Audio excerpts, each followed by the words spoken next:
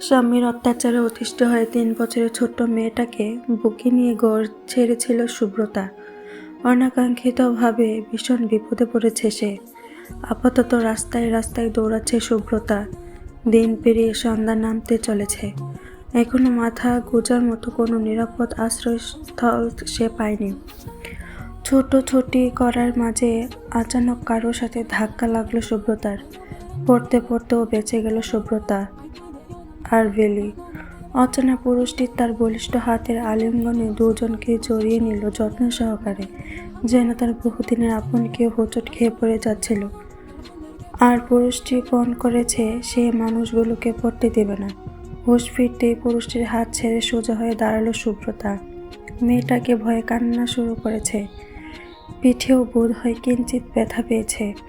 আলতো হাতে পিঠ ঝাপড়ে বেলিকে শান্ত করার প্রয়াস চালালো সুব্রতা, কিন্তু মেয়েটা থামল না, বরং কান্নার শব্দ বাড়ল তার।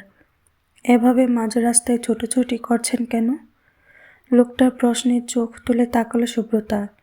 পূর্ণ দৃষ্টিতে পুরুষটিকে একবার দেখে চোখ নামিয়ে নিল সে।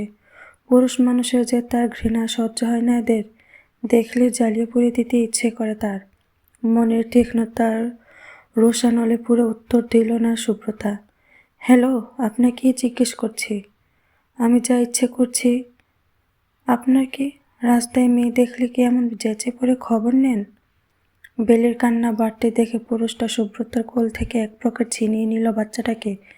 তার প্রশস্ত বলিষ্ঠ ঘাড়ে মাথা রেখে পিঠে হাত বুলিয়ে দিল সে। মেয়ের হাতে টান বসাতে নিতেই সুব্রতা নিজের কবজি চেপে ধরল মানুষটা।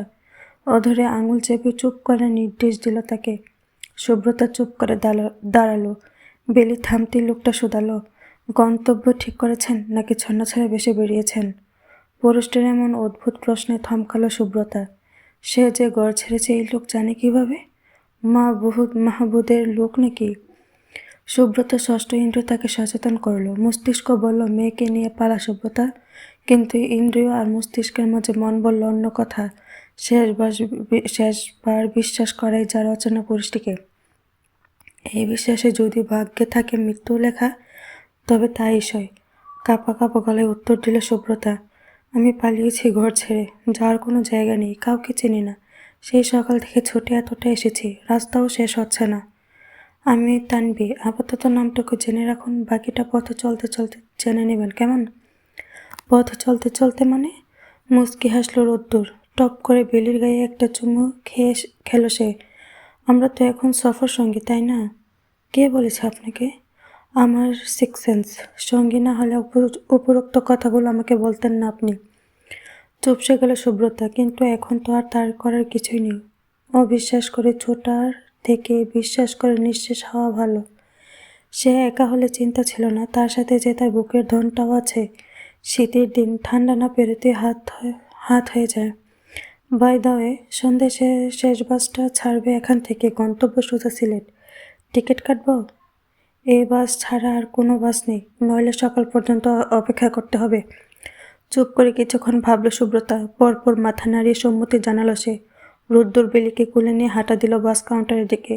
কাউন্টার থেকে 2টি টিকিট কেটে ওয়েটিং চেয়ারে বসলো সে। বেলি ঘুমিয়ে পড়েছে রোদ্দুরের ঘাড়ে। মিষ্টি বাচ্চাটাকে সযত্নে বক্ষে বাজে আগলে রাখলো রোদ্দুর। ধীর পায়ে এগিয়ে এসে মায়ের মাঝের চেয়ারেরটা ফাঁকা রেখে বসলো সুব্রতা।